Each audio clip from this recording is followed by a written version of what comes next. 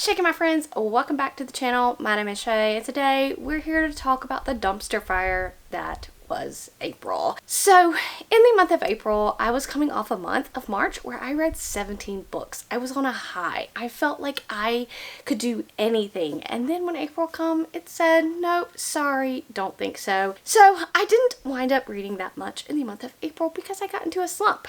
But we will go ahead and get into what I did read. So I read a total of 7 books in the month of April, which was a total of 3,428 pages. There was a book that I read in April that is going to go into my May wrap up that I won't talk about here, but for the purposes of these videos, I'll talk about these 7 books. As far as goals that I achieved, I did read 3 sequels this month, which all 3 of those happened to finish up a series for me. So 3 series completions. Who am I? Let's go ahead and dive into the books. I will say that I went ahead and I already said in my TBR video for May, I did fail my TBR for the month of April. I tried really hard, but this means when I do the TBR jars again, I'm going to have to take a punishment. I did not even attempt to read a book out of my backlist bag. So I have to read 2 books out of the backlist bag when I resume my jars again. But let's go ahead and get into it.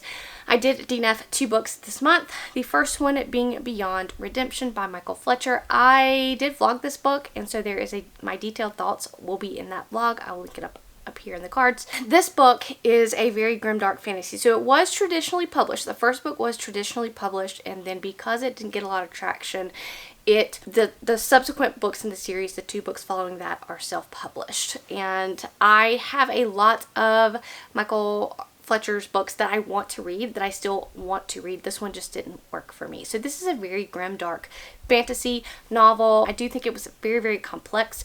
And so while I was trying to get into the complex things about it, there were things about the characters that I didn't jive with. This is a very grim, dark novel. None of the characters are good characters. They're all morally gray. They all have a purpose.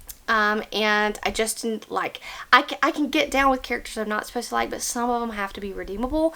And some of the grimdark scenes were there just to be edgy and grimdark, and to me didn't serve a purpose in moving the plot forward in the novel. So therefore, watch my vlog if you want further thoughts on that. But I did read 75% of this book before I put it down. I tried really hard to get into the story because there are people that absolutely champion and love this novel.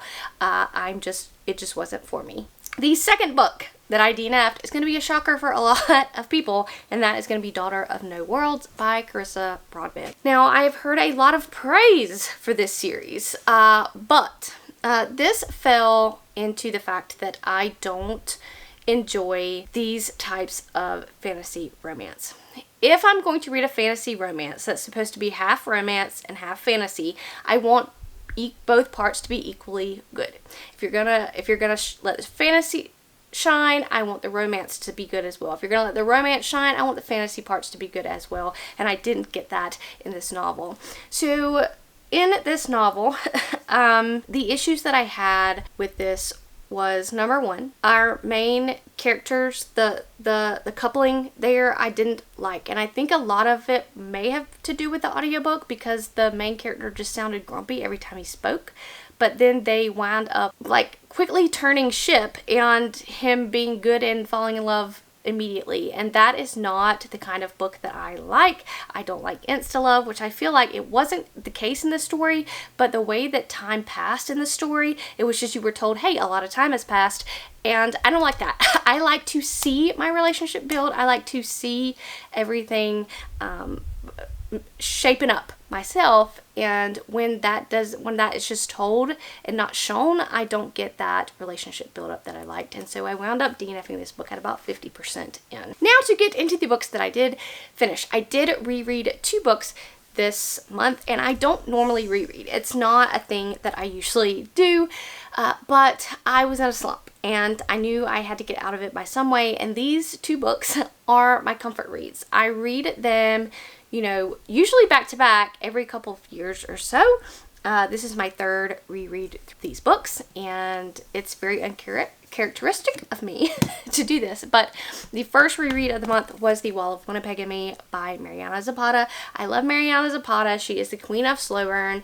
Like, I haven't even read all of Mariana Zapata's books, but this is the first one I ever read from her. I really love it. It's a very slow burn football romance. If you like slow burn romances, she is your author when, you know, they don't get together, but like this last bit of the book. So this, the tropes in this are marriage of convenience, enemies to lovers, lots of different tropes, but you have to like a slow burn. So I did reread that. And then following that book, I read From Lukov with Love by Mariana Zapata.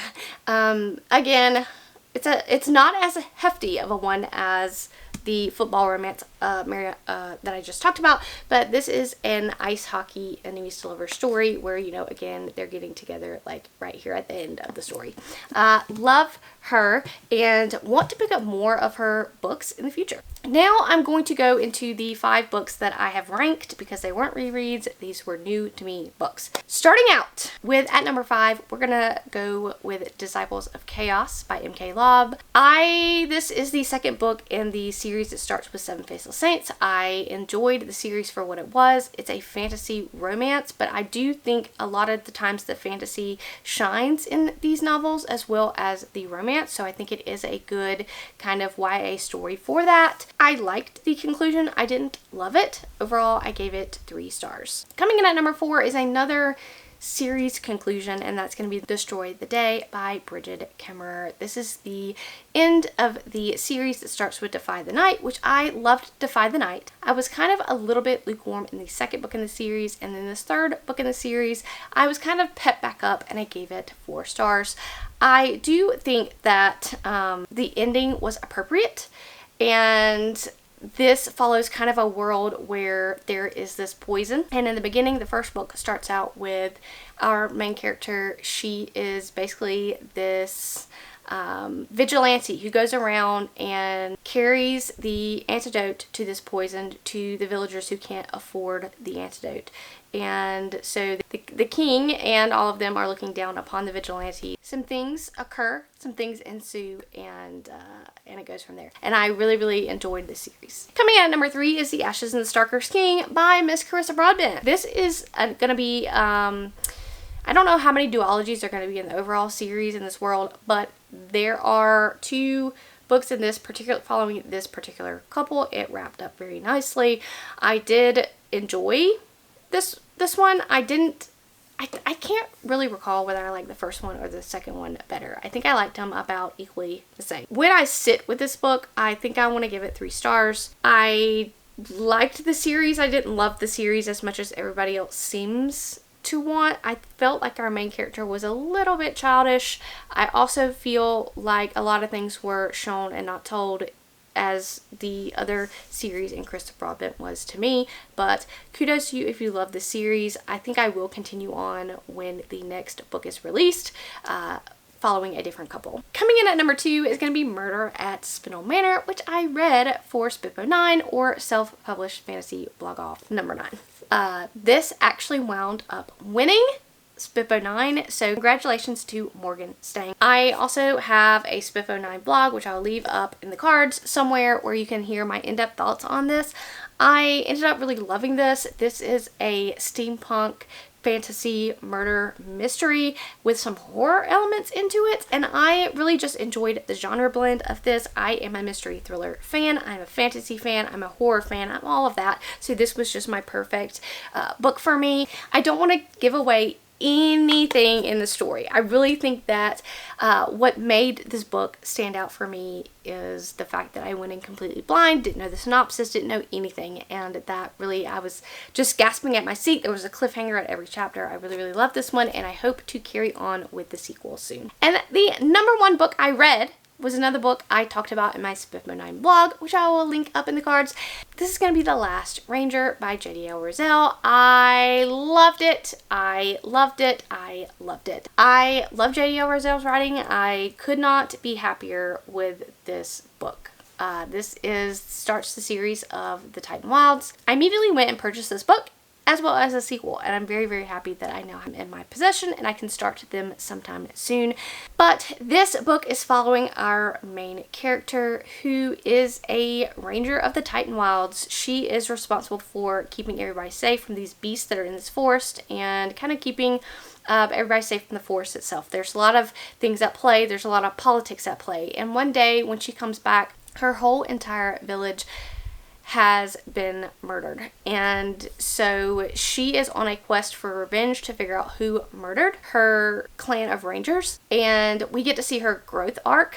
She is known to be a very rash, very brash character that not a lot of people like at first, but I did really enjoy her growth arc. I did enjoy how the story wrapped up. If I had one criticism, it was because it wrapped up a little bit too quickly, like the pacing was a little off there at the end. However, it made me want to go ahead and pick up that second book, and I cannot wait to read it. Alright, that's all that I read in the month of April. What did you read? Did you read any of these? Did you love them? Let me know, and I'll catch you guys in the next one.